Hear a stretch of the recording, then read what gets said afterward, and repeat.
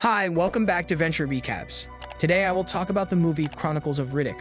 A galactic army known as Necromongers, led by Lord Marshall, crusades across the cosmos to their promised land of dark new worlds called the Underverse. At Planet 6, Riddick runs from mercenaries led by Toombs. Riddick leads them into the cave and slays them. After that, Riddick interrogates Toombs on who hired him. Toombs says he was hired anonymously from planet Helion Prime. Riddick flies the ship to Helion Prime. At Planet Crematoria, mercenaries push a steel box and force the woman inside into a cage. She screams in frustration over the growling beasts and the other cages. Riddick sees a vision of a woman claiming that he'll soon remember what happened in Furia. Imam walks down the street on Helion and sees the people's anxiety over the Necromongers' impending arrival. He goes home to find Riddick, who figured that Imam gave his location to the mercenaries. Imam defends that he wouldn't have betrayed Riddick if not for the impending invasion. Later, Imam shares his worries that the universe around them is falling and soon it'll be Helion's turn, but Riddick dismisses it. A while later, Arian arrives, the elemental race's envoy. She confesses to setting up the bounty on Riddick, having done so in the hopes that Riddick would help them fight the Necromongers. They interrogate Riddick about his origins but are interrupted when guards beat on the door. Imam begs Riddick's help in fighting the invaders, but Riddick refuses.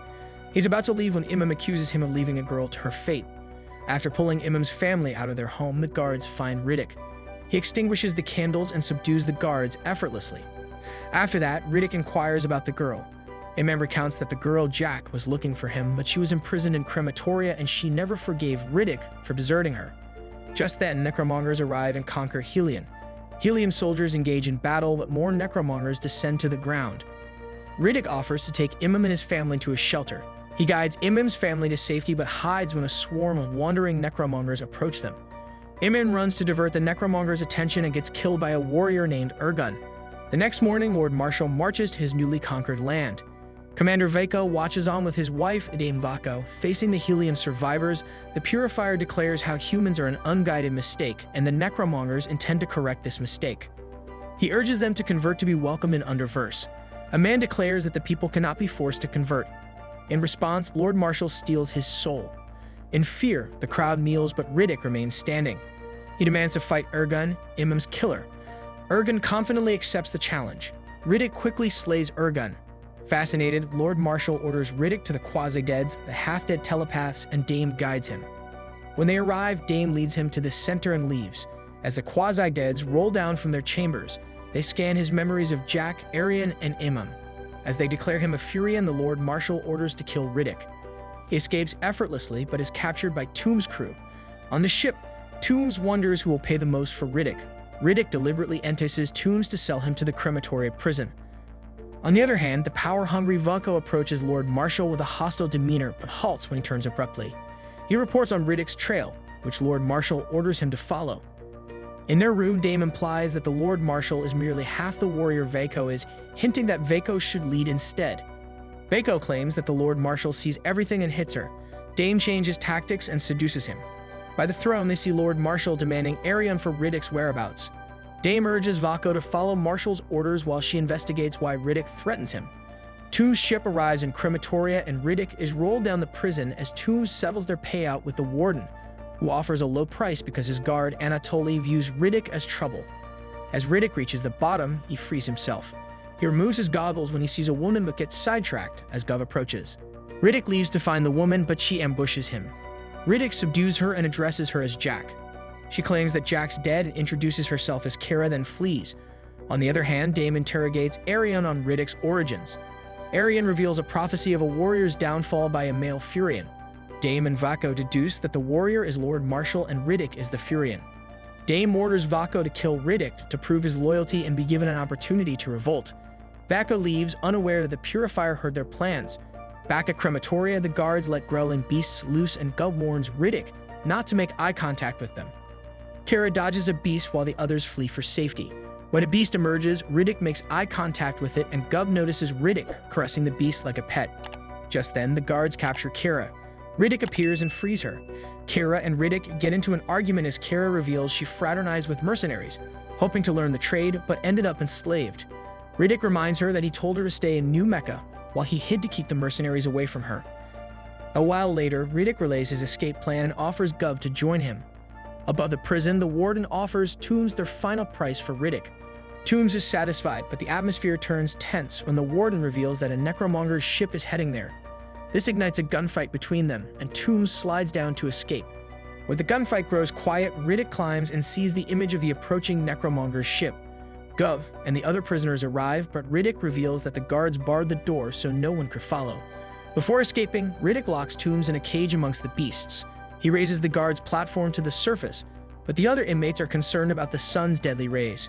Gov deduces that they can stay under the night before the sun rises and make it to the hangar to leave the planet. The guards spot Riddick and his companions outside and realize they're going in their ship's direction. Anatoly draws his weapon and focuses on the fleeing inmates but stops when he doesn't see Riddick. Above him, Riddick swings his weapon, instantly killing Anatoly. The two groups exchange fire until the guards are forced to hide. The inmates rush to the mountain, but the sun's heat closes in, forcing them to hide behind the stones.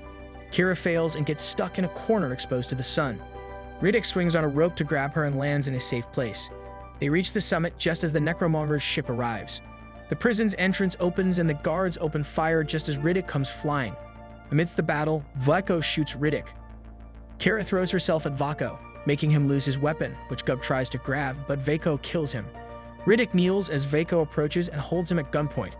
The woman in his vision appears and plants a hand on his chest to restore his memory of Furyans' destruction. Riddick convulses, and as Marshall's face appears, he lets out a blast of power, knocking out everyone. The sun's blazing fire flares once again, so Vako and the others run to their ship, and thinking Riddick is dead, Kira also follows them. Riddick regains consciousness just as the ship sails away.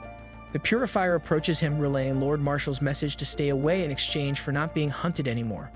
The Purifier adds that Vako will report him dead, creating an opportunity for a stealth attack. Also, he reveals he's a Furyan, just like Riddick. He regrets the wickedness he committed and warns that Kira will suffer the same fate. Hoping that Riddick will end the Lord Marshall, the Purifier walks towards the sun's deadly fire. On Helion, the Lord Marshall commends Vako's accomplishments. The Lord Marshall then goes to Arian and asks her to confirm that Riddick is dead. He turns away in satisfaction when Arian lies that he will soon reach the Underverse. The Lord Marshall orders his army to depart from Helion. As their ship closes, Dame searches through the crowd and sees silver eyes behind a helmet. Dame reports to Vako that Riddick is alive and on their ship. When Vako attempts to alert everyone, Dame proposes letting Riddick create an opportunity for him to end the Lord Marshall. When Vako refuses to slay his leader, Dame points out that Lord Marshall is weak. She insists that they end him for the sake of the Necromongers because the Lord Marshall is no longer fit to lead. This convinces Vako. Inside the ship, a guard senses Riddick's presence. Later, his dead body is brought to Lord Marshall, where they see his last sighting of Riddick. Lord Marshall orders Commander Toll to capture him.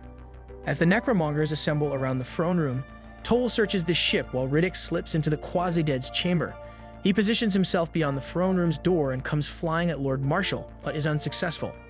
The Lord Marshall orders his guards to stand down, then he presents Kira, converted as a Necromonger. The Lord Marshall urges Riddick to be converted to avoid death and arise in the Underverse. Kira promises Riddick that the conversion will cleanse their pain. Riddick asks her if she's conscious, but she just walks away. Angered over what he did to Kira, Riddick throws a blade at Lord Marshall. Seeing him fall, Dame urges Vako to act, but Vako waits. The Lord Marshall stands with the blade in his hand, unharmed. He manifests astral projections and strikes Riddick on all sides. He approaches Riddick and pulls out his soul, but Riddick regains strength and attacks him. Lord Marshall arms himself with a spear and subdues him again. He chokes Riddick, but gets stabbed by Kira. Lord Marshall knocks Kira into a column of spikes that stab her. Dame orders Vako to move while Lord Marshall is wounded. Vako approaches and is ordered to kill Riddick. When Vako swings his weapon at Lord Marshall, he manifests out of his body but gets stabbed in the head by Riddick, leaving Vako to strike at nothing. Dame screams in despair as Arion smiles in satisfaction. Riddick holds the dying Kira until she takes her last breath. He then sits on the throne in grief while Vako and the others kneel in front of him. Thank you for watching. Like and share for more videos like this.